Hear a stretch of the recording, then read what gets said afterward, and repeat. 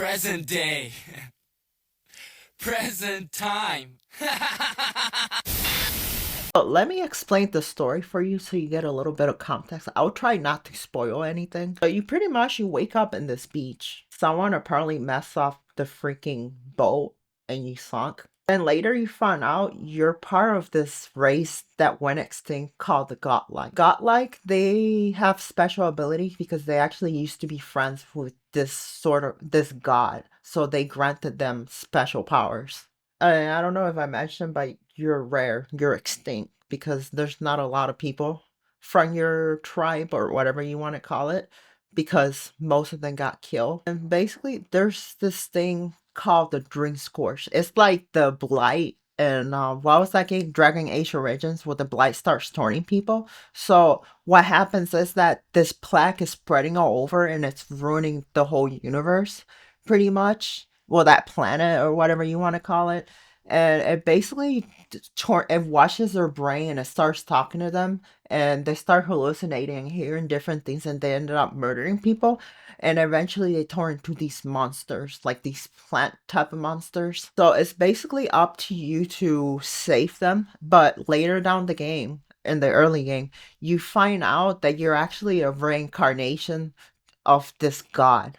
And so basically you're literally a god who's reincarnated in there, but the true god is kind of like split in a way. That's why I kind of got from the story. And she's locked away because someone locked her away, and it's up to you to find out why they lock her away, whether she's good or bad. Like, you just got to figure out all that thing. So you essentially are going to like fix the world. But I kept it this short because I don't want to spoil too much because the story is so good. But I promise you, the main story is so freaking good. Like, I liked it personally.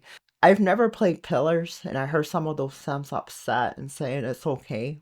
But I've never played Pillars, and as the non-Pillar fan in this universe, I fucking love the story. I wish it was actually longer and there was more because it kept me wanting to come back. Yes, this is not Dragon Age Velgar. The story actually is interesting. Right here, here's the proof that I actually finished the game and I'm not bullshitting you. Alright, so I just finished Avowed, and I gotta say, this game is kind of fire. Also kind of weird. But it's kind of like Skyrim, if Skyrim actually took the time to actually make themselves a little bit more organized. Let's just sprinkle that Baldur's Gate 3 on top of it. So here's how the first day went. So I was too excited. I got up work early, and I went home after work, and I sat down and I started playing the game, and I was so into the game. And next thing I knew, I look at the clock and it was 2:30 a.m. You know what? I have no regrets. Is Avowed just one of the next great RPG, or is this just like this just another game with potential? Let's break it down. Let's talk about what does Avowed gets right first. Let's see the good news first. Okay, let's talk about combat and class freedom. First of all, the combat in this game is pretty fucking solid. It's probably one of the best combats I've ever seen. Not only is solid, it's actually really engaging. Do that same thing that Elder Scrolls Online does. I know that's a MMO, but in Elder Scrolls Online, it's like it doesn't matter. Well, it's better than Elder Scrolls Online because in Elder Scrolls Online, it's more like you have freedom to weapons and stuff, but this takes it a step farther. You can freaking play any class you want. You can mix and match classes, and you're not stuck playing with one class.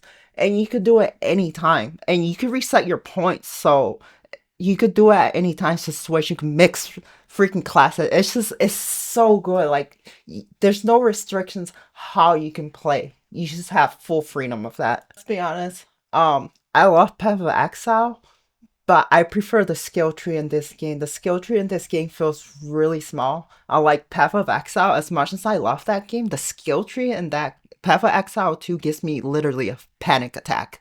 Max level, technically, endgame level is 20, but you could keep going up in level. So after 20, you could get extra stuff, but I your I think your attribute points they start to slow down, and then you only start getting like attribute points every other level. I do wish that attribute point was a little bit, more expensive. Like, what I mean by that is like we get more skill points. And also more attribute points sounds nice. So essentially this game keeps it stupid simple when it comes to the skill trees. Character building is so easy that you're not gonna have to watch a video of 3 hours to figure out how to figure out the game. The game is more like it's for an RPG entry level or intermediate. It's kind of in there depends on your class. If you're playing Magic, then that's more like intermediate. But none of the classes feel like I was being overwhelmed. Your build was just it just works, you know. Now as in for the game optimization. You know what? Give credit when credit is due, and I gotta give it to Obsidian. I'm giving them the props. Comes to performance, this game is optimized. Like I was playing max settings and I was getting like 136 to 144 frames and sometimes even like 200, but on average 144. And I have an RTS 4070 Super. So when I first played, the game was running so well that I was like, I gotta check the settings because maybe this game lower my settings and adjust to what my GPU could take. And when I got there, everything was maxed out. And here's when it gets crazy. It had ray tracing on, and I usually don't keep ray tracing on because it makes everything look ugly, but the game looks so beautiful and ray tracing was on the whole time. I was like, how the heck is this game performing so well? Because you know, as soon as you put ray tracing, the game just goes to shit.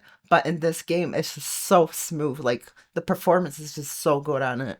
I was like, what kind of sorcery is this? Sometimes you gotta wonder if Obsidian sold their soul for good game optimization or something to some demon or Let's talk a little bit about the exploration and loot system. Okay, so the game is open world, but it does have its limits, which is actually kind of nice. If you're the player that likes to explore every corner, you won't feel overwhelmed. And the best part, the items have they got this sound cue. You near the item, you have this item, and the closer you get to it, the louder the sound gets, and I was like, what? You know, to be honest, I wish every RPG had this. I get so tired of pixel hunting for loot in a game, so it's kind of nice to have that there. Now, as for the story, it feels a little bit like Baldur's Gate 3, doing its own thing. And let's talk about Kai. This dude has the best backstory in the game. Oh, there's another character that has a cool, another cool sad story, but they don't focus on her too much. It's mostly on Kai. This is voiced by Brendan Keener, aka Gallus from Mass Effect. Yes, he has a tragic backstory of a gay lover. If you want to call that woke, I wouldn't call that woke. And well, it's not a lover. It's more like he loved them and he had feelings for him, but he never told him. But they actually wrote such a good backstory for him and tragic, and they put his emotion, and you could really tell there was like actual thought into it. That see, when you create a character that's interesting and make them gay or whatever, I don't mind that because as long as we got a good story, I don't really care because they actually make me feel bad for him. And if people want to call that woke, I guess Lion King is woke too because Mufasa died. But outside of Kai, some of the companions are kind of like a hit or miss. A couple of them feel kind of lifeless. Some of the NPCs have that robotic voice. I wouldn't say voice acting, but the way that they act, it's like they don't move around. You know, like when you go into a town, people are moving, doing stuff like they're actually live in a town. Everything's kind of just calm most of the time. Yeah, those some of them sound kind of robotic. That it makes me feel like they make them voice act at gunpoint. But if you don't side quest, you won't even notice this because this is mostly for when you're side questing. All the characters from like the main story that are involved in the main story, they have good voice acting. Like it's not halfway done. I just wish they explore more into more of the companions. You explore into two of them, and those two were good, but then they focus on Kai mostly. Let's get into the bad stuff of the game, where Avowed drops the ball. There's jank and bugs. So Obsidian calls this game janky, which is just a fancy way to say weird bugs that we didn't fix. And remember, kids, it's not a bug, it's a feature. Let me give you an example. Sometimes they say you're climbing something and it's not working. You keep falling off or it keeps something weird starts happening on the screen. So you're like, oh, maybe that's beyond the graphics. That's not the way I'm supposed to go.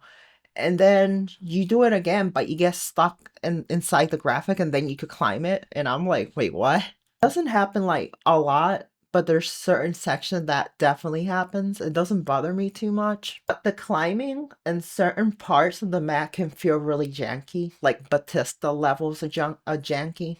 The side quests are meh.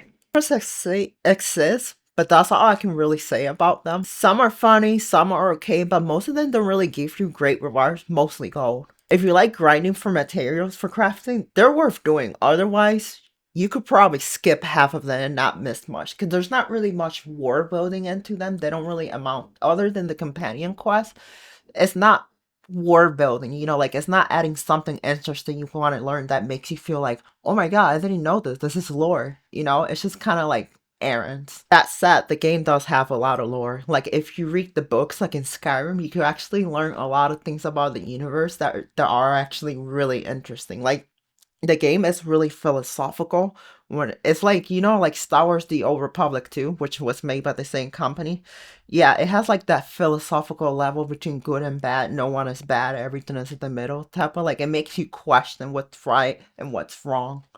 Okay, so the gear system is kind of annoying. Let me explain this to you. Okay, here's my biggest complaint.